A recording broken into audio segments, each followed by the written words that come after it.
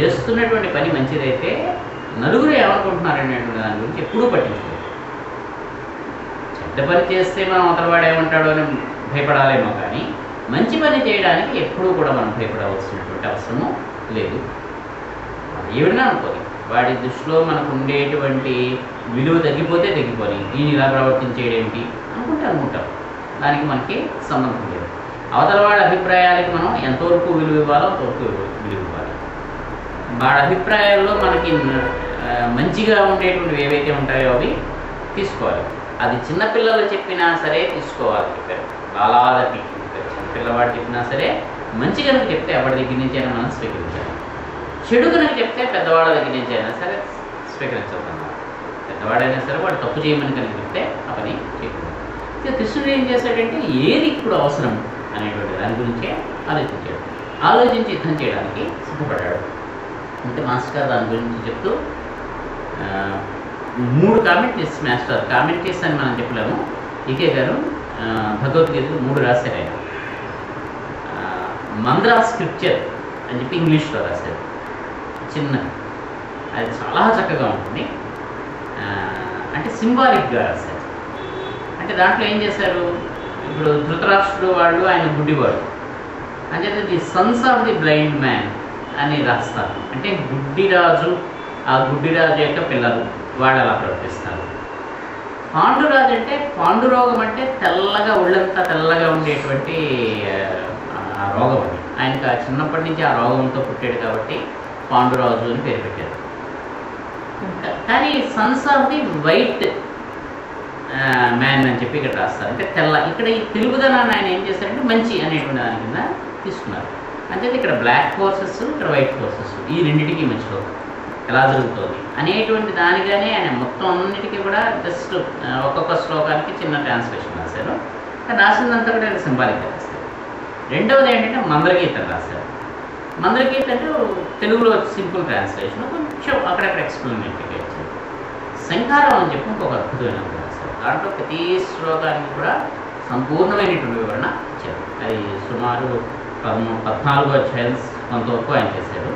మిగతా 3-4 అధ్యాయాల దగ్గర రవిశర్మ గారు చెప్పి ఆయన చేశారు. ఆయన దేహం విడిచిపెట్టేటప్పటికి అంతవరకే అయింది. మనం తర్వాత శంఖారామం నుంచి చాలా అద్భుతంగా వివరిస్తారు. ప్రతి విషయంలోనూ కూడా అది మనకి ఎక్కడెక్కడ ఆ శ్లోకంలో కృష్ణుడు అప్పుడు భావం ఏమిటి, అర్జునుడు ఎలా ఉంది, అసలు మనకి లోకంలో ఎలా ఉంటుంది అనేటువంటి శంఖారామం కనుక మనం చదివితే భగవద్గీత మీద ఇప్పటివరకు మనం చదివేటటువంటి మిగిలినటువంటి కామెంట్రీస్ అంతే చాలామంది పెద్దవాళ్ళు రాశారు. వాళ్ళందరూ చాలా పాండిత్యంతో రాశారు. మాస్టర్ గారి పద్ధతి పాండిత్యం కాదు, విషయం ఏంటి అదొక్కటే. ఎక్కడ పాండిత్యం అనేటువంటి దాన్ని ఆయన తీసుకోలేదు. చాలా సింపుల్గా ఆయన చెప్తారు.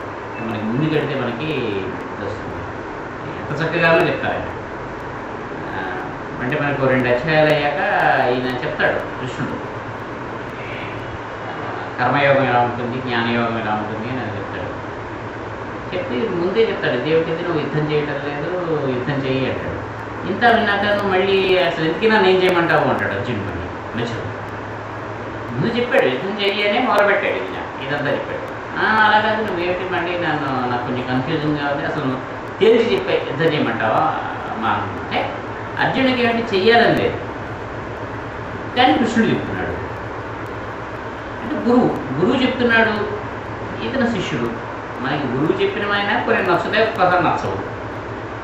నచ్చలేదు నేను చెయ్యను అని చెప్పలేము. అదే మనం ఏం చేస్తాము, చిన్నపిల్లవాడు ఏం చేస్తాడు, వాడికి సినిమాకి వెళ్ళాలని ఉంటుంది, అమ్మ ఒప్పుకోలేదు. అలాగైనా అమ్మను ఒప్పించాలి, ఆవిడ చేత నువ్వు అనిపించాలి. అయితే అర్జునుడు కూడా ఈ యుద్ధం వద్దులే, సర్లే నీకు ఇష్టం లేకపోతే పని మానే అని అనిపించాలి. అదే ఆయన ఉద్దేశం. అదే మళ్ళీ అడిగాడు అనమాట. అలా 2-3 సార్లు ఎందుకు నన్ను ఏం చేయమంటావు అంటాడు. ఇంతసేపు మరి చెప్తున్నది దేనికోసం, అప్పుడు చాలా చక్కగా మనసు. ఒకసారి చెప్పాక గురువు ఏం చేస్తాడట, డెసిషన్ అవతలవాడు తీసుకోలేకపోతుంటే ఇంకా చెప్పట కూరుకుంటాడట. నువ్వు డెసిషన్ తీసుకోవాలి, నువ్వు తీసుకోకుండా ఎంతసేపు ఏం చేస్తున్నావు, నువ్వు చెప్పు నేను చేస్తానంటున్నావు, చెప్పిదేమో నచ్చుకోలేదు. మళ్ళీ చెప్పు. చూడండి పిల్లలు చూడండి ఇలా వేడి పెడతారు, వెళ్ళద్దుమంటావా వద్దంటావా, వాడికి రాలేదు ఇంకోసారి, మొత్తం 3 సార్లు లేదా 4 సార్లు, వాడి ఎన్నిసార్లు అయిపోతున్నాడు. అంటే వాడికి కావాల్సినటువంటి ఫలితం వచ్చే వరకు చెప్తూనే ఉంటాడు. అర్జునుడి దృష్టి కూడా అది. అలాంటివి చాలా చక్కగా మాస్టర్ గారు చెప్తూ అలాంటప్పుడు గురువు ఏం చేయాలి. ఒక పక్క శిష్యుడు అంటే ప్రేమ ఉంది, వాడికి ఏం చేయాలో చెప్తున్నాడు, కానీ వాడికి అది నచ్చడం లేదు. చీపో ఐ థింక్ నేను మాట్లాడే నీ ఇద్దరు నువ్వు చేసుకుంటే మాతో నేను వెళ్ళిపోతున్నాను అని ఫ్రూట్ ఇచ్చుకుని దిగిలిపోతాడా, లేకపోతే నువ్వు చేస్తావా వస్తావా అని అక్కడ చితకబాస్తాడా. ఏదో ఒకటి చేయాలి. మరి ఆయన ఏమీ చేయలేదు. ఇంకొన్ని విషయాలు చెప్పడం వల్ల అసలు అతను అడిగిన ప్రశ్నకు సమాధానం పక్కన పెట్టేసి ఇంకా వేరేగా విషయాలు చెప్పుకుంటాడు. అంతే తప్పిస్తే నిర్ణయం మాత్రం తను తీసుకోడు. అంటే ఆధ్యాత్మికమైనటువంటి జీవితంలో పెద్దలు చెప్పేటువంటి ఒక సూత్రం ఏంటంటే ఎవరి నిర్ణయాలు వాళ్ళే తీసుకోవాలి. మన తరఫున ఇంకొకళ్ళు నిర్ణయం తీసుకుని పెట్టాలి. పిల్లలకైనా మనం ఏం చేస్తాం, చిన్నతనంలో వాడికి అన్నం కలిపి పెడతాం. ఎందుకని వాడికి ఏం కావాలో మనం తెలుసు కాబట్టి పప్పు కూర ఇవి ఒక వయస్సు వచ్చిన తర్వాత వాడికి ఏది నచ్చిందో నచ్చలేదో చూసుకుని వాడే తింటాడు. మనం చెప్తాం అంతే, లేదా నాన్న ఇందులో చాలా మంచి పోషక పదార్థాలు ఉంటాయి నువ్వు తిను అని చెప్తాం. ఈ నోట్లో పెట్టలేం కదా, వాడు ఒప్పుకోడు కదా. చేస్తాడా మనం చెప్పిన మాట వింటాడా, వాడికి లాభం లేదా వాడికి నష్టం. ఒక స్థాయి నుంచి మనం చేయలేం. చిన్నతనంలో అయితే వాడికి తెలియదు కాబట్టి కొంత దూరం వాడిని తీసుకెళ్లాల్సినటువంటి బాధ్యత మనకు ఉంది కాబట్టి వాడికి నచ్చినా నచ్చకపోయినా నోట్లో అది బలవంతంగా అయినా సరే పెడతాం. ఒక వయస్సు వచ్చిన తర్వాత ఇంకా మనం పెట్టనూకూడదు, పెట్టేటువంటి స్థితి కూడా మనకు ఉండదు. ఇప్పుడు రోజు పిల్లలకి డబ్బా తీసుకెళ్ళడం టిఫిన్ ఉంటుంది, వాళ్ళు తీసుకెళ్ళమంటారు. ఓసారి వస్తుంది, వాళ్ళు తీసుకెళ్తా లేకపోతే లేదు. మనం చేయగలిగింది ఏం లేదు కదా. ఇంకొంచెం చిన్నప్పుడైతే లేదు నాన్న తీసుకెళ్ళాలి అని అందులో డబ్బా పెట్టేస్తాం. ఇప్పుడు వాడు తీసుకెళ్ళి నేను మళ్ళీ పక్కన పట్టేది అక్కడ పడేస్తారు, పరిగెట్టేస్తారు.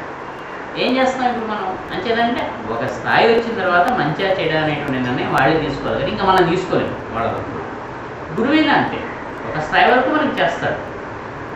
ఒక స్థితి వచ్చిన తర్వాత మన నిర్ణయం మనం తీసుకోవాలి. అయితే ఎన్నాడు ఆయన మీద మనం ఆధారపడతాం, అది ఆధారపడకూడదు. ఒక అవతలవాడి మీద మనం ఆధారపడడం మొదలుపెడితే మనం ఇంకొకటికి ఆధారం కాలి. మనం ఇంకొకటికి ఆధారం కాకపోతే వాడు ఇంకొకటికి ఆధారం కావలేదు, తర్వాత వాడికి వెళ్ళాడు. అందుకని ఏం చేస్తారంటే ఒక స్థాయి వచ్చిన తర్వాత ఇంకా నీ డెసిషన్స్ నువ్వే మరి తీసుకోవాల్సిందే. ఆ స్థితిలోకి వచ్చినప్పుడు గురువు ఏం చేస్తాడు అనేటువంటిది ఆయన చెప్పుకుంటూ వస్తాడు. అంటే ఇలాగ రకరకాలైనటువంటి దాంట్లో అంటే మనకి అందుకే మనకి ఏం చెప్తారంటే ఏ రకమైనటువంటి సమస్య మనకు వచ్చినా సరే మనకి భగవద్గీతలో దానికి ఆన్సర్ అక్కడ ఉంటుంది. అంటే మనకి దాన్ని మనం అనలైజ్ చేసుకోవడం అనేటువంటిది మనకి తెలిస్తే చెప్పుకున్నాం టారెట్ కార్డ్స్ లాగా వాటిలాగా వచ్చేటట్టుగా దాన్ని మనం అర్థం చేసుకోవడం కనుక మనకి తెలిస్తే మనం అనుకునేటువంటి సమస్య ఏదైనా సరే దాని దాంట్లో సమాధానం దొరుకుతుంది.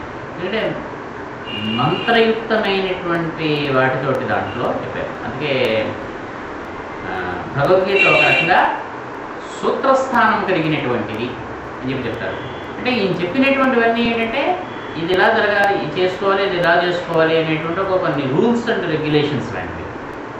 వీటిని ఆచరించితే మనం బాగుపడతాం, ఆచరించకపోతే దానివల్ల దీన్ని అనేక రకాలుగా విభజించారు. అంటే 18 అధ్యాయాలు ఉన్నాయి. అధ్యాయాలకి వ్యాసుడు పేర్లు పెట్టలేదు, తర్వాత వాళ్ళు పెట్టారు అని చెప్పి చెప్తారు. ఎందుకంటే ఇది భారతంలో భాగంగా వచ్చింది కాబట్టి మామూలుగా అధ్యాయాల కింద వేసుకుంటూ వెళ్ళిపోయాడు అంతే. ఆయన దేనికి అధ్యాయానికి ప్రత్యేకంగా పేరు పెట్టాలి. తర్వాత అర్జున విషాద యోగము, ఈ జ్ఞానయోగము, సాంఖ్యయోగం అనేటువంటి పేర్లు తర్వాత కాలంలో వాళ్ళు పెట్టినటువంటి వ్యాసుడు పెట్టినటువంటి వాటి కింద చెప్పరు.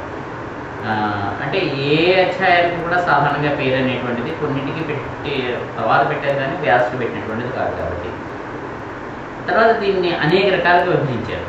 అంటే జ్ఞాన షట్కం అని, భక్తి షట్కం అని, కర్మ షట్కం అని ఇలాగ 6 అధ్యాయాలు ఒక్కొక్క దాని కింద అంటే ఒక ప్రత్యేకమైనటువంటి విషయం గురించి చెప్తాను. తర్వాత భగవద్గీతకు ఉండేటువంటి ఇది ఏమిటంటే సృష్టిలో ఉండేటువంటి సంఖ్యా వాటితో చూసుకుంటే భారతంలో 18 పర్వాలు ఉన్నాయి. యుద్ధం 18 రోజులు జరిగింది. యుద్ధంలో పాల్గొన్నటువంటి సైన్యం 18 అక్షోహిణులు. ఈ భగవద్గీతలో 18 అధ్యాయాలు ఉన్నాయి. మొత్తం అంతా కూడా 18 అనేటువంటి సంఖ్య మీద నడుస్తుంది. తర్వాత భారతానికి అసలు పేరు జయం అనేటువంటి, అంటే వ్యాసుడు చెప్పినటువంటి భాగము జయం. దీన్ని ఏం చేశారు తర్వాత వైశంపాయనుడు, సూతుడు వీళ్ళు చెప్పారు. ఈ వైశంపాయనుడు చెప్పినప్పుడు భారతం అయింది, సూతుడు చెప్పినప్పుడు మహాభారతం అయింది. అంటే మా గురువుగారు ఇలా చెప్పారు అని చెప్తూ